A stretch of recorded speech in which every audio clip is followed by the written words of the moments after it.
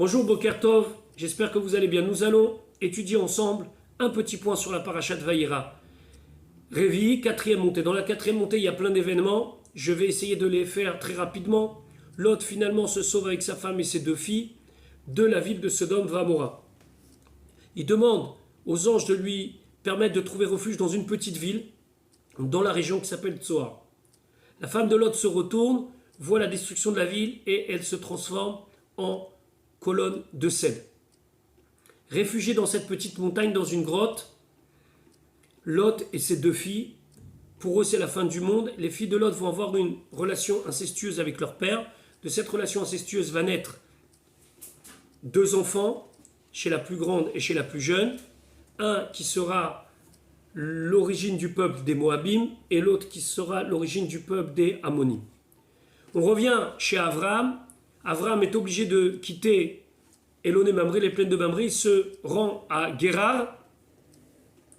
Et là, à Guérar, il y a un problème. Avimelech, un roi, sa femme est belle. Alors il décide de dire que c'est ma sœur, comme la première fois avec le pharaon. Puis cette fois-ci, Hachem intervient directement, punit Avimelech et son peuple. Avimelech veut dire à Kadosh Baruch Hu, mais je suis complètement innocent. Effectivement, il prouve son innocence, il rend Sarah, il donne des cadeaux à Abraham. Abraham prie pour lui et tout est arrangé. Et le dernier point, c'est la naissance d'un enfant chez Sarah, comme Akadosh Baruch Hu l'avait promis, c'est le petit Yitzhak. J'aimerais revenir avec vous sur un Rashi au début de la montée.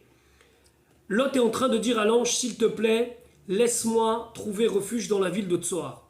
Finalement, l'ange accepte et il lui dit, va vite te réfugier là-bas, car je ne peux pas agir tant que tu n'es pas réfugié là-bas. Ça veut dire, je ne peux pas détruire Sodome Vamora tant que tu n'es pas là-bas.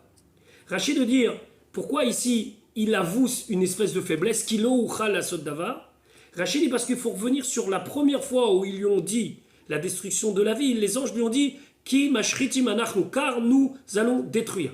Comme si c'était eux qui étaient complètement capables de le faire sans l'accord d'Akadosh Baruch Hu, comme s'ils étaient des êtres qui sont puissants, qui sont autonomes et qui agissent de leur propre chef.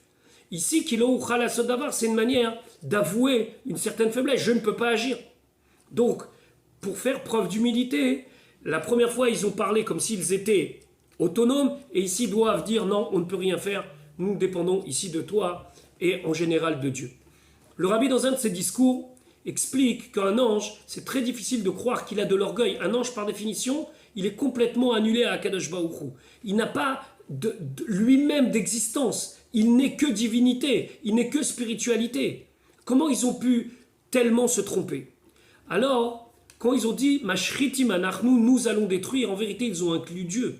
C'est sûr que lorsqu'ils ont dit « nous allons détruire », c'est nous en tant qu'êtres chaliar, émissaires de Dieu. Il n'est pas question de penser que les anges, de manière orgueilleuse, pensent que non, nous ne dépendons pas de lui. Bien sûr qu'ils ont dit ça à Lot, mais Lot ne l'a pas entendu comme ça. Dans les paroles de l'ange, c'est possible que Lot a compris « Anachnu », nous, de manière autonome. Donc lorsque, effectivement, on va passer à la destruction de la ville, l'ange avoue qu'il je ne peux rien faire de moi-même. D'abord, va te réfugier et après seulement je pourrai détruire la ville. Comme pour lui montrer, moi aussi je suis limité par ce que Akadosh Baruch Hu a demandé. Ici, il y a un enseignement très important. Lorsqu'on s'exprime, il faut savoir que si une parole est dite de manière où elle peut prêter à confusion, il faut tout faire pour corriger les choses. La première parole des anges, c'est Anachnu, nous. L'autre, il peut dire nous, c'est qui nous? C'est les anges. Ça veut dire que les anges de eux-mêmes peuvent détruire. La deuxième parole, Kilouchal, je ne peux pas tout seul parce que je suis qu'un ange, c'est pour remettre les choses dans leur contexte et bien exprimer les choses de manière à ce qu'elles soient claires et nettes. Un ange n'est pas un Dieu, c'est un émissaire de Dieu et sans Dieu, un ange ne peut rien faire. C'est la raison pour laquelle l'ange a eu besoin de préciser Kilouchal la sodavar, que ça soit clair et net. Moi de moi-même, je ne peux rien faire, tout dépend de Dieu. Je vous souhaite une bonne journée et à demain.